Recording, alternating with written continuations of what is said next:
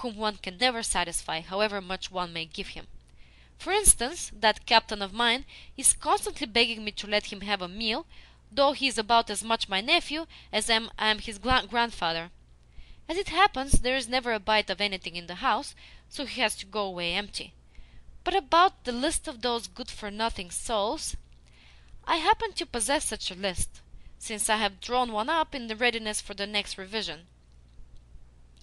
With that, Plushkin donned his spectacles and once more started to rummage in the cupboard, and to smother his guest with dust as he untied successive packages of papers, so much so that his victim burst out sneezing. Finally he extracted a much-scribbled document in which the names of the deceased peasants lay as close-packed as a cloud of midgets. For there was 120 of them in all. Chichikov grinned with joy at the sight of the multitude. Stuffing the list into his pocket, he remarked that to complete the transaction it would be necessary to return to the town. "To the town?" repeated Plushkin. "But why? Moreover, how could I leave the house, seeing that every one of my servants is either a thief or a rogue? Day by day they pilfer things, until soon I shall have not a single coat to hang on my back." "Then you possess acquaintances in the town?" "Acquaintances? No! Every acquaintance whom I have ever possessed has either left me or is dead. But stop a moment. I do know the president of the council. Even in my old age he has once or twice come to visit me, for he and I used to be schoolfellows, and to go climbing walls together. Yes, him I do know. Shall I write him a letter?" "By all means." "Yes, him I know well, for we were friends together at school." Over Plushkin's wooden features there had gleamed a ray of warmth, a ray which expressed, if not feeling, at all events feeling's pale reflection. Just such a phenomenon may be witnessed when, for a brief moment, a drowning man makes a last reappearance on the surface of a river, and there rises from the crowd lining the banks of a cry of hope that even yet the exhausted hands may clutch the rope which has been thrown him, may clutch it before the surface of the unstable element shall have resumed forever its calm, dread vacuity. But the hope is short-lived, and the hands disappear. Even so did Plushkin's face, after its momentary manifestation of feeling, become meaner and more insensible than ever. "There used to be a sheet of clean writing paper lying on the table," he went on, "but where it is now I cannot think. That comes of my servants being such rascals." With that he fell into looking also under the table, as well as to hurrying about with cries of "Mavra! Mavra!" At length the call was answered by a woman with a plateful of the sugar of which mention has been made, whereupon there ensued the following conversation. "What have you done with my piece of writing paper, you pilferer?" "I swear that I have seen no paper except the bit with which you covered the glass." "Your very face tells me that you have made off with it." "Why should I make off with it? It would be of no use to me, for I can neither read nor write." "You lie! You have taken it away for the sexton to scribble upon." "Well, if the sexton wanted a paper, he could get some for himself. Neither he nor I have set eyes upon your piece." "Ah, wait a bit for the judgment day. You will be roasted by devils on iron spits. Just see if you are not." "But why should I be roasted when I have never even touched the paper? You might accuse me of any other fault than theft." "Nay, the devil shall roast you, sure enough. They will say to you, 'Bad woman, we are doing this because you robbed your master,' and then stroke up the fire still hotter.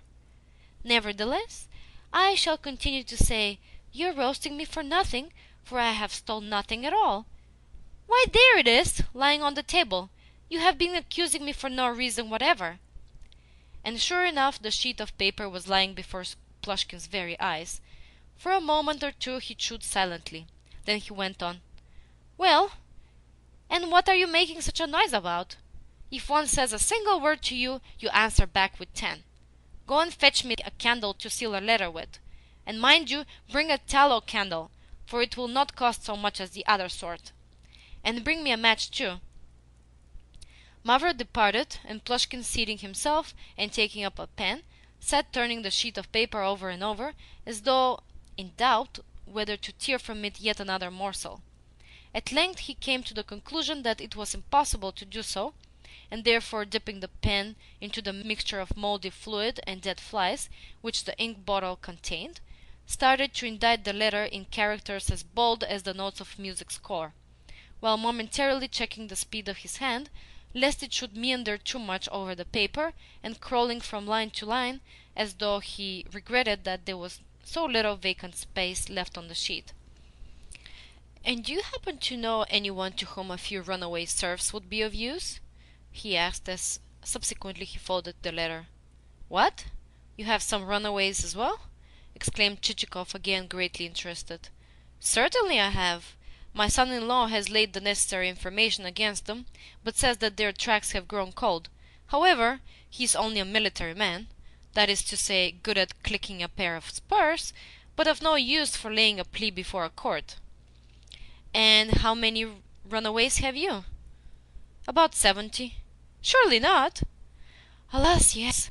Never does a year pass without a certain number of them making off. Yet so gluttonous and idle are my serfs that they are simply bursting with food, whereas I scarcely get enough to eat. I will take any price for them that you may care to offer.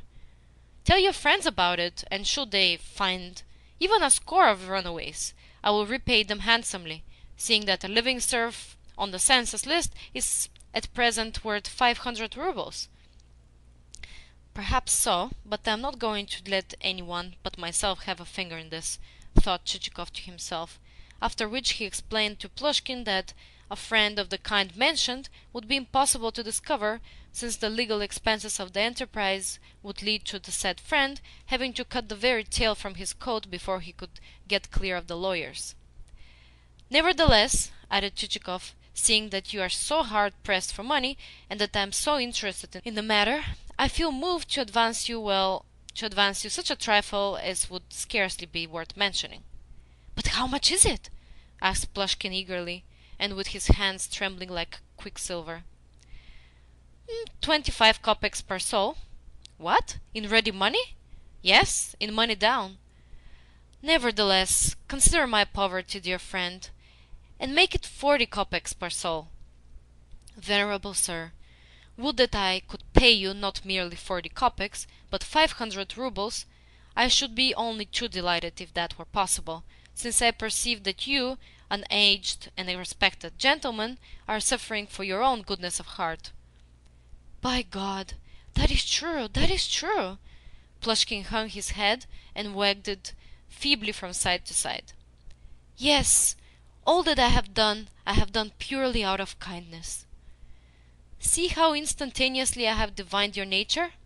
By now it will have become clear to you why it is impossible for me to pay you 500 rubles per runaway soul.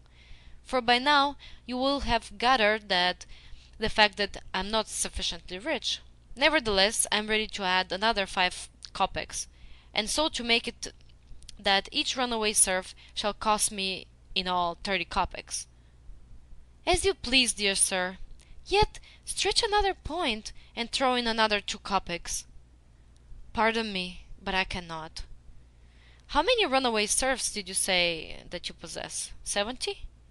"No, 78. 78 souls at 30 kopecks each will amount to... Only for a moment did our hero halt, since he was strong in his arithmetic.